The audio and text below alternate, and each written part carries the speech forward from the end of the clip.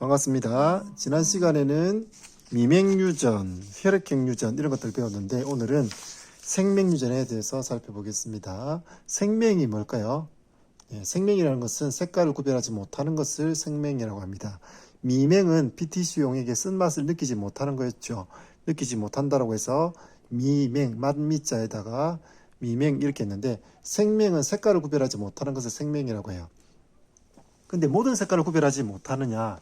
물론 모든 색깔을 구별하지 못하는 전 생명도 있어요. 그렇지만 굉장히 드물고 일반적으로 생명의 경우에 정록생명, 황청생명 이런 생명이 있습니다.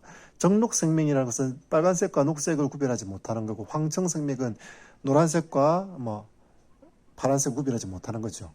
그런 게 생명이에요. 교과서 여기 보니까 이 숫자가 어떻게 보여요? 숫자가 보이나요? 네, 7로 보이죠? 이 숫자가 7로 보이는 사람은 정상입니다. 근데 이게 7로 보이지 않는 사람은, 정록생명인 사람은 이 숫자가 보이지 않아요. 빨간색과 녹색이 구별되지 않기 때문에. 빨간색과 녹색이 구별 안 되면 어떻게 될까요? 생활이 굉장히 불편하겠죠. 무엇보다도 우리 신호등이 빨간색, 녹색으로 되어 있기 때문에 신호등 색깔이 구별이 안 되면 위험할 수 있겠죠. 그래서 정록생명인 사람은 운전면허증을 딸 수가 없어요. 운전면허증 따기 위해서는 신체 검사를 받는데 청력도 검사받고 시력이 얼마인지도 검사를 해야 되고 그리고 생명인지 아닌지도 검사를 받아서 이상이 없는 경우에 운전면허를 시험을 칠 수 있는 자격이 주어집니다.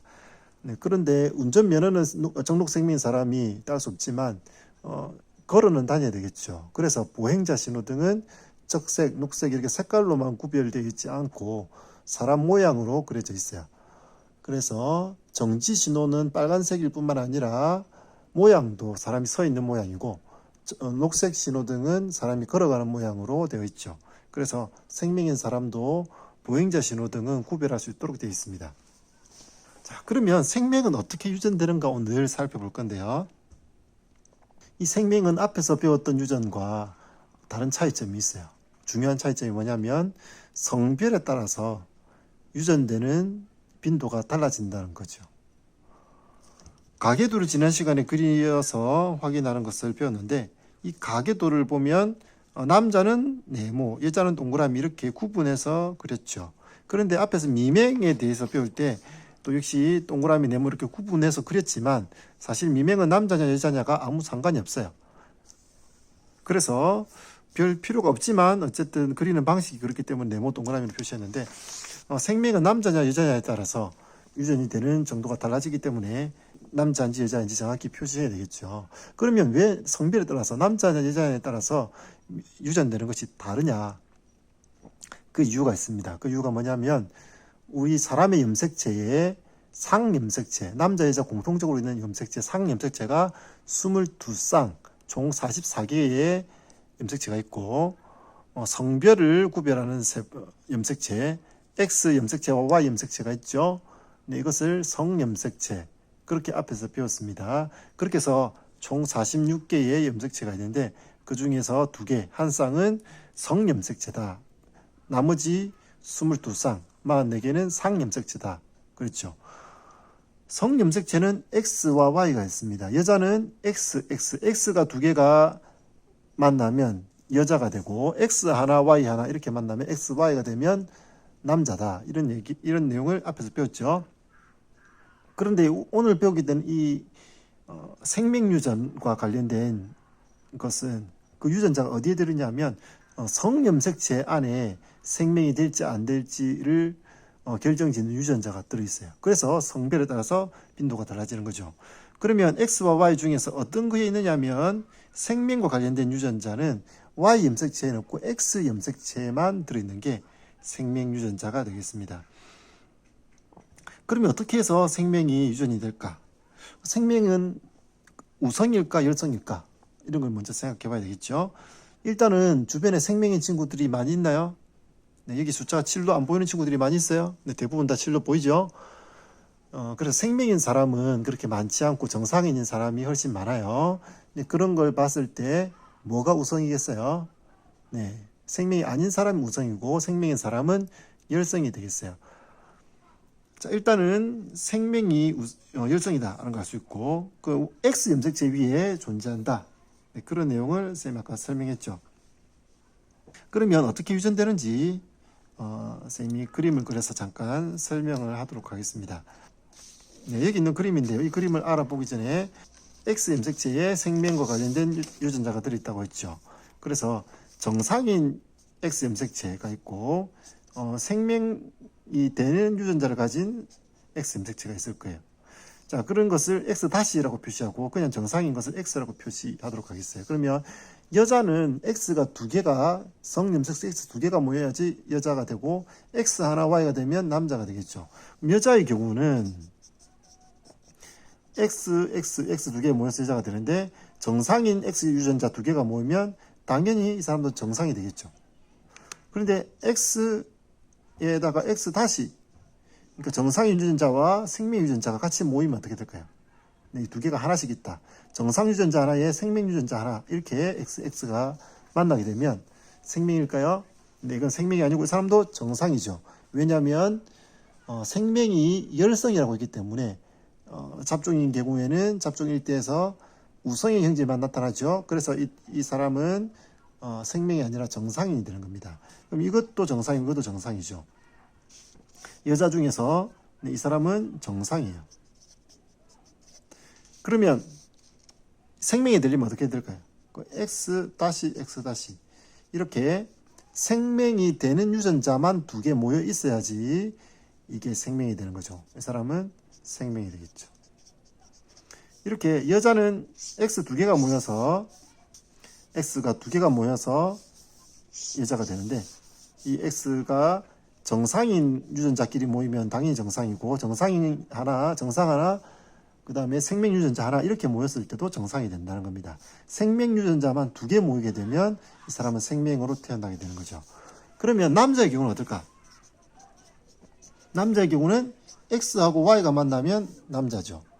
이 경우에 정상인 사람, 정상인 X와 정상인 Y가 만나면 Y는 어쨌든 생명과 관련된 유전자가 Y는 안 들어있어요. 그건 들어있을 수가 없죠. 그러면 X, Y 이렇게 정상인 남자가 태어날 수 있고 생명의 남자가 태어나려면 어떻게 되느냐? X-에다가 Y가 만나면 이 사람은 생명이 되는 겁니다. 그러면 남자와 여자 중에서 누가 더 생명이 될 가능성이 높겠어요? 네, 남자가 생명이 좀 많이 태어날 수 있죠. 남자는 X 염색체가 하나밖에 없어요. X 하나에 Y 하나인데 이 하나밖에 없는 X가 정상 유전자면 정상이고 이 하나밖에 없는 X 유전자가 생명 유전자가 있으면 그냥 바로 생명이 되는 거예요. 생명 유전자가 있느냐 한계가 있느냐 없느냐에 따라서 정상이냐 생명이냐 결정되죠. 그런데 여자는 그렇지 않고 X가 두 개가 모여서 여자가 되기 때문에 여자의 경우에는 X가 하나 들어있어도 하나가 정상인 X가 있다면 이 사람은 정상인이에요. 이 사람과 이 사람 둘 다 정상이죠. 겉으로는 아무 차이가 없어요. 똑같이 색깔을 잘 구별할 수 있어요. 그렇지만 이 사람은 생명의 유전자를 가지고 있는 거죠. 그러나 표현형으로는 나타나지 않아요. 그런데 이 유전자 때문에 자기는 생명이 아니지만 자기 자식은 생명이 태어날 가능성을 가지고 있는 거죠. 생명의 사람은 X-, 이렇게 생명 유전자 X가 두 개가 모여야지만 여자는 생명이 되기 때문에 여자는 이렇게 생명의 사람이 적고 생명이 아닌 사람이 많죠. 네, 물론 남자도 생명이 아닌 사람이 훨씬 많지만 여자보다는 생명이 나타날 가능성이 더 높아요. X- 하나만 있으면 생명이 되기 때문에. 자, 이렇게 생명이 어떻게 해서 되는지 알아봤는데 이걸 잘 기억하고 이걸 역시 가계도에다가 적어보면 되겠어요. 저번에 앞에서 배웠던 미명 유전과 똑같은 방식으로 여기다가 유전자형을 각각 적어보고 어떻게 유전이 이루어지는지 분석할 수 있겠어요.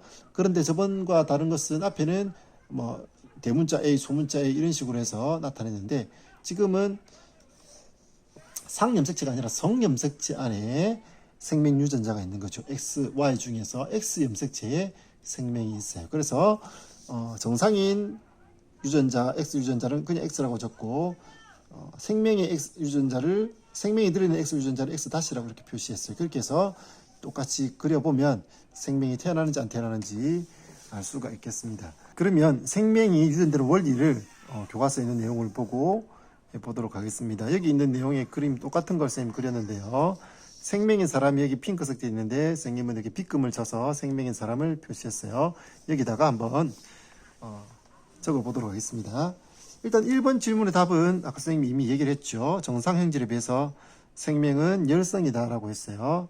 여기 일단 적어봅시다. 근데 여기 동그라미는 여자고 네모는 남자죠. 여자는 XX, 남자는 XY가 되겠어요. 그러면 이 사람은 여자인데 생명이죠. 그러면 유전자가 어떻게 되겠어요? X 두 개다 X 다시 X 다시 이런 걸 가지고 있어야 생명이 되는 거죠. 이렇게 되겠고, 남자는 XY죠. XY인데 이 사람은 생명이 아니고 정상이기 때문에 그냥 X와 Y가 되겠어요. 유전자형을 쉽게 찾을 수 있겠죠.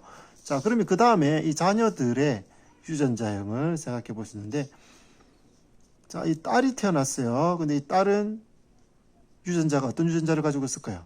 엄마에게서 하나, 아빠에게서 하나씩 유전자를 받는데, 딸이 태어났으니까 엄마에게도 X를 받고 아빠에게서도 X를 받겠죠.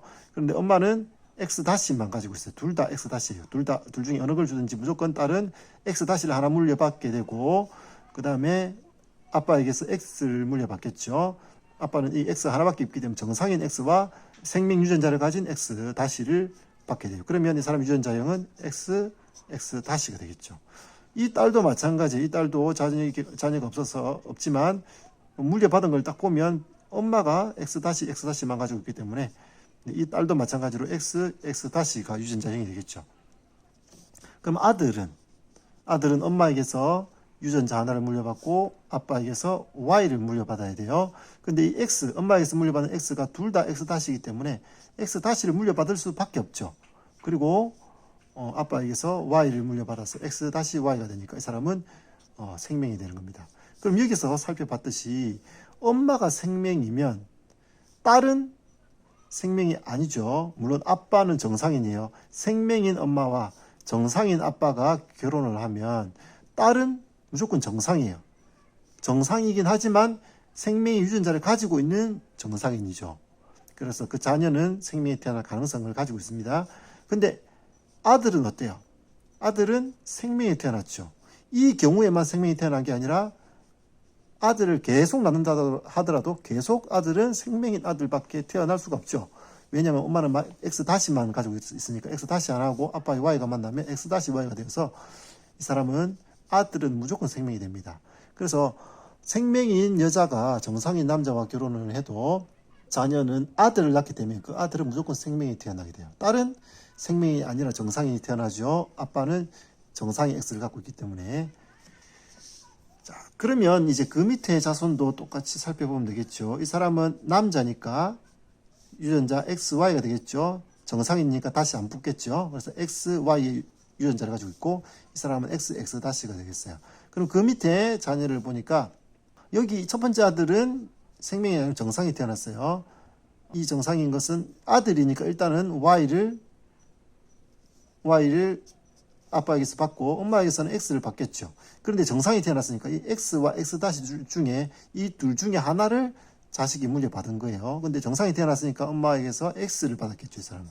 그래서 XY의 정상인이 태어났고, 두 번째 아들은 보니까 아들이 태어났으니까 아빠에게서는 Y를 받았을 거고, 엄마에게서는 X 다시를 받았기 때문에 생명 유전자가 들어있는 X를 받았기 때문에 이 아들은 생명이 됐어요. 딸은 어떻게 될까요? 네, 딸은 보니까 정상인이죠. 네, 이 X와 엄마의 X가 만나서 X 정상인이 됐을 거예요. 그런데 물론 아빠에게는 X를 무조건 받고 그래야 딸이 되죠. 엄마에게서는 이 X를 받을 수도 있지만 X 다시를 물려받을 수도 있어요. 그러면 이 딸은 유전자형이 X 다시 일 가능성도 있죠.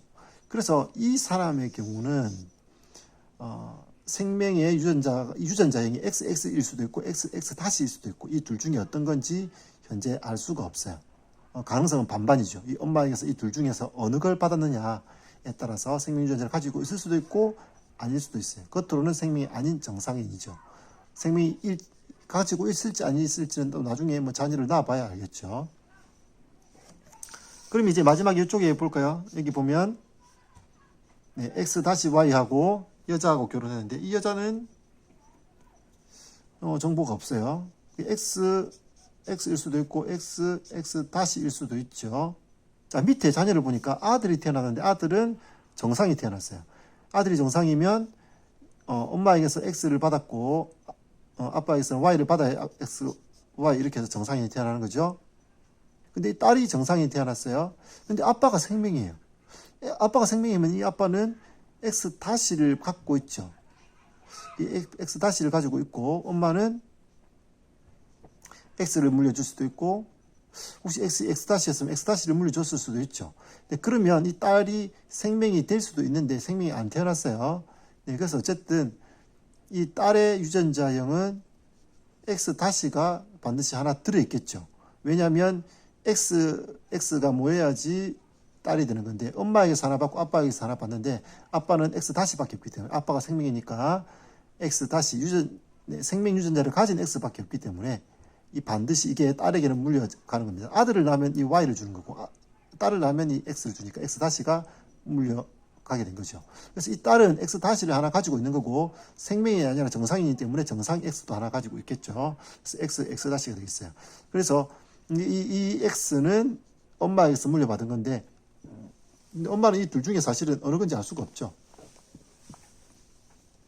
밑에 딸이 만약에 생명이 태어났다면 엄마도 이걸 가지고 있었다. X-를 가지고 있었다. 이 X-와 X-가 만나서 생명이 됐구나. 이런 걸 알 수 있어요. 그렇게 된다면 밑에 생명인 딸이 태어났다면 이 사람은 X-일 것이다.